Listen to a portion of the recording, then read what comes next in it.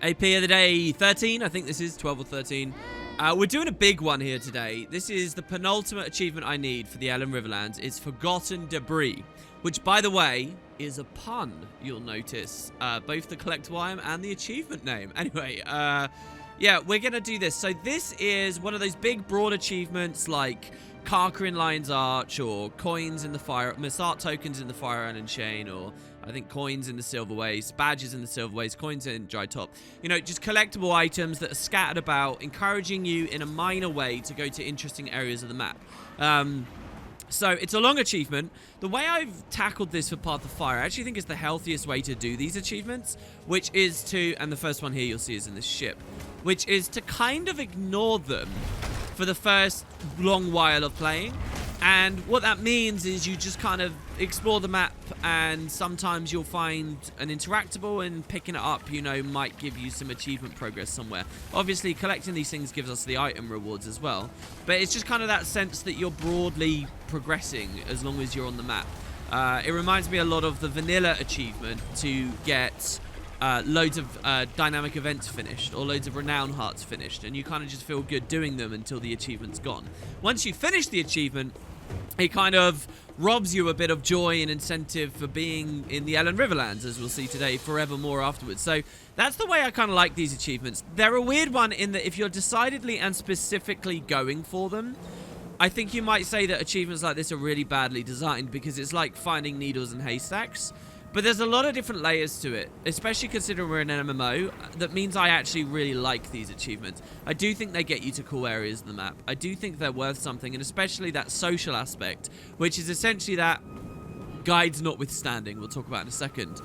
If you're doing this with a friend, you have twice the chance, or you half your search times, because they'll be looking in one place, you look in another, and you kind of split up. And it is actually meaningful social interaction, I think, and a reason to play with the guilds, and a reason to pursue your friends list. And most of these achievements, before I'm shooting this series here with you, you know, throughout the history of playing Guild Wars, I have done these in a co-op capacity, and it cuts down on your search time, and you know, it's meaningful things to talk about the game. And then just in a broader sense as well, maybe that gets you into map chat, maybe that gets you into LFG to an extent, or whispering people that you haven't spoken to for a while, because you kind of split up and search for stuff. I do think that guides kind of rob these achievements of what they're meant to be. But all that said, I am actually using a guide on today's video. What I've done is I've cut out a fairly large section of about 10 minutes where I'm just wandering around Skyward Reach, which is where these first forgotten debris I need to find are supposedly located. And the in-game tips haven't been good enough for Path of Fire.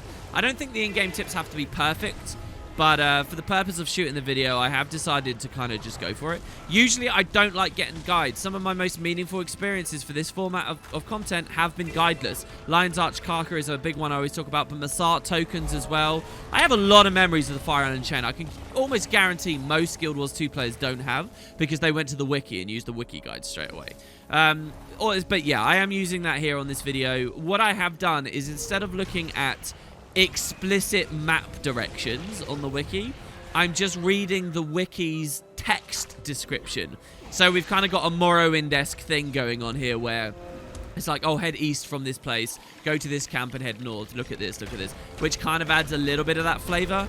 And what I'm essentially thinking of this as is I'm using the wiki as a substitute for the in-game descriptions I would prefer would be there. Does that make sense? But the way they did it for POF is mostly it's just, hey, it's in this region. And Skyward Reach is huge, guys. Like, truly enormous. And yeah, I just couldn't find it at the start, so I decided to go with this format. But I do like this achievement. And I do think that if you can help it, try not to use guides. You can take it as kind of a long-term thing.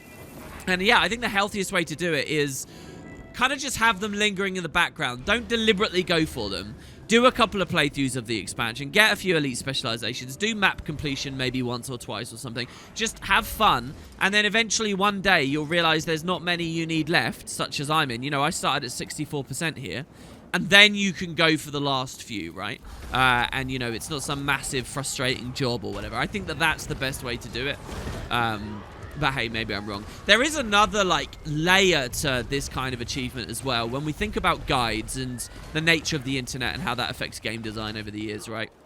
In that people just spread information in meaningless ways now. Like, getting info from a guide is not as meaningful as getting information from a guildie or a friend as a part of the MMO, if that makes sense. So there are kind of these less meaningful ways information spreads now. This YouTube video is a good example of one. So what does that mean for this kind of content? Well, there is kind of another phase to it, and that's when the expansion first came out, or the achievement was first added. When a Living World update comes out and a similar thing comes out, you can look at the same thing, where the whole community at large, there are no guides because the community at large is looking for these things. Good example that was quite recent is when the legendary ring for this season was added with Istan. And some of the locations to start working on that ring, well, the precursor, were really hard to find. And the whole community couldn't find them. So you get like Reddit threads and discussion forums. And there's kind of like another sense of excitement there. But that to me is a bit more... Is ephemeral the right word? It comes and goes very quickly. You can't really experience that as an average player years after the expansion came out. And I don't like stuff like that. I don't like content that has a shelf life. That's a big thing with me. I like to think that anything that goes into the MMO should try and last as long as possible. Way back at Vanilla, there was another kind of thing that the devs flirted with in just the Mystic Forge. The Mystic Forge is host to all kinds of amazing and interesting weird skins. You know, permanent versions of Elementalist conjure weapons and obviously legendaries too. They were all hidden, obscure recipes that the devs implemented knowing it would be like a community-wide, a Guild Wars 2-wide thing that everyone would search for, and eventually there'd be guides about, right? So I don't know. I find this stuff really curious. Like, what value is it there? Because it does get people talking and obscure hidden stuff like that. Prince Ruik's ring in the Fire Island chain was another one that actually went hidden for a long time until eventually people looked back at. If you're watching my Let's Play, I don't think this is a spoiler. On one of the episodes of the Let's Play that should have just gone out, I'm talking about in Ore, the auric, like, gilded, mysterious area of Ore. There's, like, weird hidden items there, guys, that you can interact with, and you can get strange items that are consumables, and no one in all of Guild Wars 2 knows what they do right now. You can look them up on the wiki, and they're just dead pages that say, don't know what this does. Could lead to achievements, could lead to new items, just like with Rurik's engagement ring, and people just haven't figured it out. And they've slowly been filtered in through, like, the release of Path of Fire and Heart of Thorns. So there are hidden things like that. And anyway, back to Forgotten Debris. I think it's kind of tapping into that to a certain extent, right? So yeah, I like them. So anyway, talking about the specifics now of what we're going for. The brainless sort of, well, not brainless, the fruitless hunting that I did at the start around Skyward Reach ignored. Today's achievement took me about half an hour to do. I don't know what the timestamp of this video will be in the end. About 30 minutes. It felt... And 30 minutes is actually... This series has been kind of cool, because doing an achievement every day and just leaving it at an achievement. And some of them I've got some progress on, some of them I haven't, but, you know... they tend to all be done in around the 10 to 15 minute window. I mean, they really do. Some of them last longer, and if you fail a bit, they can take a bit longer. So, for example, the bounty one we did recently... in the Sandswept Isles, you know, was a while, but only because I'd failed. But generally, you know, they get done in 10 to 15. So the fact this was 30 really shows it took a while. Anyway, so, yeah, that's most of them done now. We're just at the bottom of the list. And weirdly, I hadn't found any of them at the bottom of the list, which represent the kind of southern areas. That must represent something about me, that I haven't explored these areas of POF well enough. And we're going to go to the Elon Flow. There's a beautiful area. Lots of roaring waterfalls, and as I'm going to this one here, I do remember that I've been in a lot of the caves around the waterfalls, especially when we were looking for the legendary ring, the precursor ring. I spent a ton of time here, because one of the hints was like something about water, I think, or something about the gods. I think it actually ended up being with the Abaddon thing at the north of the Desolation instead. But yeah, I spent a lot of time here, but whenever I come here, I tend to spend time on the wall flanking the east of the map. I haven't actually spent much time on the inner waterfalls on the west of this little cul-de-sac here. So that was my instinct, and it actually turns out to be absolutely correct. We're in combat here, though, so we have to kind of stop this Dolyak. See, the problem I've got with my keybinds right now, as a bit of an aside, is when I'm using mount wheel, I don't have... I need to have a separate keybind set up that's easily accessible to demount, because otherwise I end up using the dismount skill, which is often an attack that puts you into combat. So yeah, it's this little cave here with double water djinn. So this is a problem because these are the guys that shed condies instantly, and I'm on a grieving weaver, which is a fun idea, but I kind of get countered by these dudes in POF. There I cast my Signet of Fire, and I think it landed, but instantly got cleansed. So like, we only kill them through flat damage. And I decide around about now that I'm going to go with a new plan. I'm going to try and break one of their break bars and pick up the Forgotten Debris straight away. Or I'm going to try and reflect projectiles, I think was what I was going for there. I think I was just chancing it. But yeah, that's the idea. So I break his bar, but I don't quite have the stuff. Then I try and use Swirling Winds, but I think he's going to stand up. I'm going to get interrupted. I probably could have picked it up there, to be honest. But basically, I'm pissing about, right? So I'm going to try and Obsiflesh grab it. Ready? We press F. We delay the Obsiflesh as long as possible. We get it. We get it. We're going. We're going. We're going. Oh, no. We get interrupted at the end. So now, because I've not really been fighting and I've been messing around, I'm actually dying. And all of a sudden, this fight's going to get really challenging. And this is exactly the experience I didn't really want on Weaver. I'm not using the sword skills very well, frankly. But, so yeah, we'll just see what we can do. We're going to try and use Water 2 here into Air 2 to leap through the water field and heal up a bit. Which we do, but it's not very substantial, is it? What I think actually has happened here, by the way, is when you break their break bar, I think it gets rid of their condition damage nullification. I've actually learned a lot on this series, you know. The bounty video we did, I learned a lot about some of those bounty mechanics. The perma-blind is like... the stop and go thing is to do with whether you're using WS and D or not. And the other one, the vulnerability one, is you have to... You can walk into melee, and that enables you to do big damage for the next X period of time. And here, look, the water djinn, you can condi. You just have to break their break bar first. And so I learned that here in this fight. And in the future, we'll see. So there's a lot of intricate, fun things in POF that I just missed. I mean, it's crazy. Go for achievements, guys. You'll get so much more value out of the expansions with it. I swear. So there you go. So we get that Forgotten Debris.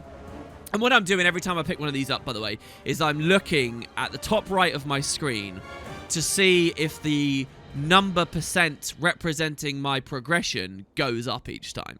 If it does, then I know that that is actually the correct Forgotten Debris and I'm not just overlapping with an old one.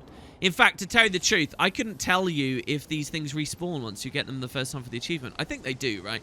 And you can forever go back to them for a little bit of loot, which is cool because it combats that whole shelf life thing I was talking about. Though I can't imagine coming to these very obscure areas ever again.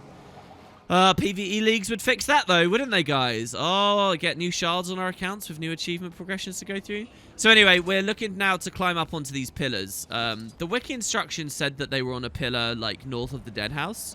So I climb up, but this was a really precarious ledge for me to get on with the Springer here. And then once I do get to the top, this doesn't look right to me.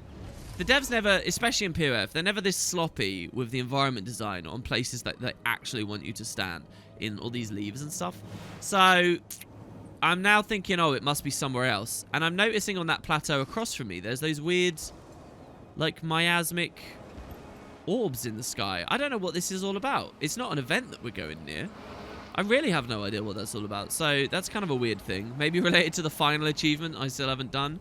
And I'm kind of looking around on the walls around the dead house. What I'm hoping right now is that it's not in the dead house, because that would require me to actually do the events and stuff, and I don't know how far that is. So yeah, we're just kind of flying around, and what it will turn out is that I actually need to be on the pillar I was on, but just a little bit lower. Would you believe it? This is Palawa's, the triumph of Palawa Joker, the giant statue to him there, rivaling even the solitary Colossus Vigil that we had up in this map. Not the solitary Colossus, that's in the Desolation. Well, the ruins of it should be in the Desolation.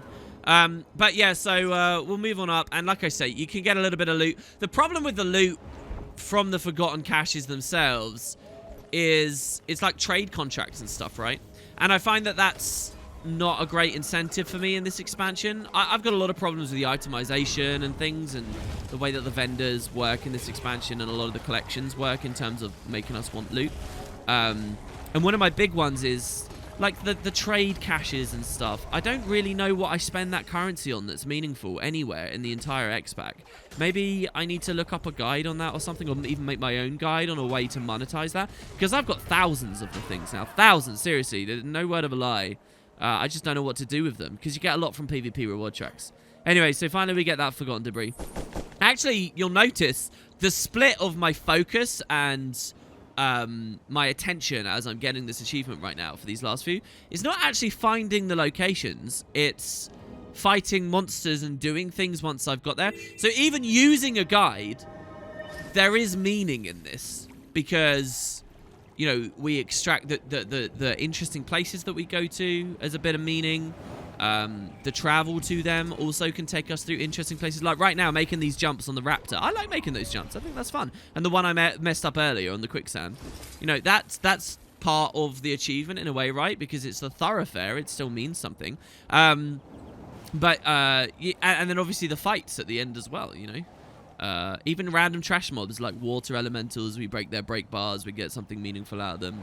Here I was admiring the oak hearts. There was actually an area like quite high up here, I think we're going to now, where there were, you know, nice green verdant oak hearts on quite large plateaus. I tend to think in my mind of this area of the Elon Riverlands as they're just small, spiny little rock pillars coming up and there's not much on them. But some of them are really wide and have got a lot of movable space on them. So yeah, we come up and here I make a bit of a mistake in that I'm on the wrong pillar. But there's fire wyverns on top of these. It's so cool, right? You get air djinn on some, fire wyvern. Who cares if this was a Maguma jungle, Heart of Thornsy thing? This is such a cool thing to put on. Look how cinematic this is. On top of these cliff tops, these peaks, with frickin' fire wyverns flying around in the sky. It's amazing. So, yeah, we're going to try and take this guy out. And he does a ton of damage if you get hit by his iconic ability. Something I actually advocated being buffed slightly in PvP recently, but people didn't like the thought of rangers being too good at point control. Anyway, so which is a whole world I'm not going to talk about here. Anyway, I think I kill him there, right? It looked like he was on 0 health, but he starts flying. So he's like a Final Fantasy behemoth right now, in that he's casting Meteor as he dies. And I'm trying to stay as far away from his field as possible. It looks like as an elite, by the way, his field is bigger. And it doesn't just hit harder, but he's applying 3 burn per tick. We're going to fight some regular fire wyverns in a second, and they won't be doing 3 burn per tick. Also, did you notice how once he landed, he had more health again? So what, does he life leech as he uses that? I don't know, because I swear he was basically dead when he cast the animation before. Anyway, so this is the wrong pillar. We actually want to be on that other one over there, where there's 2 more that we need to kill, but they are minor fire wyverns, and they won't really do so much damage. So one of them already takes flight. This one I'm going to try and interrupt and stop taking flight, but he's actually got quite a chunky break bar, and a single gale is not enough. They're only vets, so I don't actually know why they have break bars. I don't know whether that's fair. But look at this! Imagine being a player down in the waters, looking up at the pillar right now, seeing these wyverns flying around. What the devs should have done, that would have been really cool, is just as a part of their idle activities, had them flying in those circles. You could take some amazing vistas looking at that. Give you more of a sense that the fauna are doing things more than just sitting around. I suppose realistically they would, right? They'd conserve calories, but hey. Anyway, so yeah, there you go. That's another one. Only a couple left now. They're all going to be pretty much in the bottom right. I do want to take note of the wall back there, by the way. I think that is ugly as sin. We can see over the wall. You can see the end of the world on the far side. That wall, it's a big, profound structure, right? I get it. But that looks just ugly to me, because I guess we get to be so high up or something. For some reason, there's no magic behind the bone wall. I remember before Path of Fire came out, I made a comparison in my excitement about the bone wall to the Tengu wall in Caledon Forest. Now, the Tengu wall has magic. The Tengu wall, no matter where we see it from, even in Kessex, not just Caledon, it feels really epic to me and thrilling. And I don't know whether that's just because of the body of lore that goes behind it, you know? There's just something about the bone wall that doesn't feel right to me. It doesn't even come close. And I think it's just this whole thing that is kind of just blatantly there because we know that that's the edge of the map, and the maps are all these big rectangles and stuff. I don't know. I think Path Path of Fire maps are beautiful, all right? They've got so much detail. You're getting a lot of it watching this video here. I think they are amazing, right? But something's got to be done for future maps about these sort of sheer vertical slices that we see, you know? Back in vanilla, it was offensive to people that the world map art looked like rectangles, all right? But at least the in-game exploration of them, that wasn't really evident ever. Sometimes it was, you know, if you think about like Sparkfly Fen moving north-south along the eastern border or whatever. Sometimes it's evident, but not always. But here, nice usage of Leap of Faith there, by the way. All through POF. I don't want to think of exploring Cantha and having that same feeling. What's it going to be instead? Just a wall of nondescript Kaineng houses stacked on top of one another? Now, that kind of works because of the Kowloon Walled City aesthetic. Google it if you guys want to know what I mean there. Kowloon, the Walled City. Now, that kind of works, but I don't want to think of that at the Jade Sea. What are they going to do? I mean, the Jade Sea, which in theory is... I mean, that's a whole story, what they're going to do in terms of the petrification and making these areas interesting if they're not petrified anymore. But I don't want to think of these big walls in new areas that we go to. As far as Living World Season 4's gone, I think they've obscured it reasonably well, using water as boundaries instead wherever they can. But I hope we move on from this kind of thing, because it does disappoint me a bit. Anyway, nice big Reef Drake brood mother. Super tanky, by the way, and I'm happy with that because I get to actually do some damage and watch my condition damage ramp up, right? And we get this Forgotten Debris. This cave, I've never in my life been in. I didn't know it existed. It's pretty goddamn badass. It's actually weirdly off the map, it feels like. We should be able to unfog this green verdant area, but we don't get to. So yeah, we're going to grab that. Now, there's only 2 left. One of them is going to be near the Throne of Palencia. Still technically called the Shallows of Despair. We're going to just have to wander around and figure out if we can see it there. Now, I've spent a lot of time at the throne. Obviously, there's that really cool achievement. This is the only place we get to interact with Chiriosa. The only place! My one big disappointment of the Palawa Joko arcs, I guess, which I think could have been expanded to the whole season. I really do. That's going to seem crazy to you guys now. He feels like he's been dead for so long, doesn't he? It seems like it's been so long since Long Live the Lich. But we really could have had a lot of Churai access. I don't know. Maybe it's okay that we didn't get him. Churai's story was a very Guild Wars 1-y thing, I suppose. It's even a pre-Guild Wars 1 thing. But yeah, so we got to find the debris. It's actually behind me right now on the wall. If I'd raptor leapt across the wall there, we would have found the debris. But instead, I'm checking these other walls towards here. Then I'm thinking, oh, I could go for the hero challenge. Because I kind of want world comp on Liss again. One thing I quite have enjoyed playing Liss these past couple of days is when I press M and I see absolutely everything unfogged on the world map. Because I have 100% world completion in Vanilla, Heart of Thorns, Season 3, Season 2, I guess. But not POF, and I feel like, oh, I should do it again, because it does feel cool logging in on a character that has everything. I don't actually have a singular character on my account that has everything all at once. If you aggregate the successes of all my characters together, I do have everything done. But, you know, no individual has blazed that trail. Liss is definitely the closest. So, yeah, I was thinking, oh, I'll do the hero challenge, but that would just bog this video down. So, anyway, there you go. It's hidden over here. Nice lighting here, too. I think the sun might be about to set. We've had the luxury of being in the day for most of this one. So, yeah, we'll grab that. Or maybe not. Maybe it's just a sandstorm's coming in. Or maybe that's because it's sunset. And the final one, still in this area of the map, once again, is one of those pillars. If I'd been really efficient, I probably could have got it right after the fire wyvern, but I'm sort of going down the list here. Sort of near this area, just out behind this tower that we're sort of ambling towards now. So yeah, this was my experience of the Forgotten Debris. I have a couple of equivalent achievements like this to do in the other maps. I've got to, like, praise all of Joko's statues and stuff. I don't know how well they'll work as AP of the day videos. This has felt okay, I guess. It depends how many things I've got to ramble about. In a way, I really want them to be AP of the days because we get to see so many beautiful areas of the map that, like, have a shelf life. Like, I really don't anticipate ever climbing on top of this pillar ever again right now. So what we see at the top of it, you know, at least it will be permanently enjoyed in some capacity by the collective of mankind if I put it in a YouTube video. And I'm sure I'll feel the same way in Vabi, getting all of those Palawa Joko statues. So maybe we should put it on a series like this. Anyway, there you go. The last Forgotten Debris. And this gives us a whopping 2 achievement points. But that doesn't really matter to me. The AP quantity isn't what's important. It's the completionist aspect and finishing the whole category off and seeing it go green on Guild Wars 2 efficiency after I finished it all off. So there you go. Forgotten Debris, 26 out of 26. And that leaves me with only a single Elon Riverlands achievement left. There's no hidden ones here or anything. There's only one.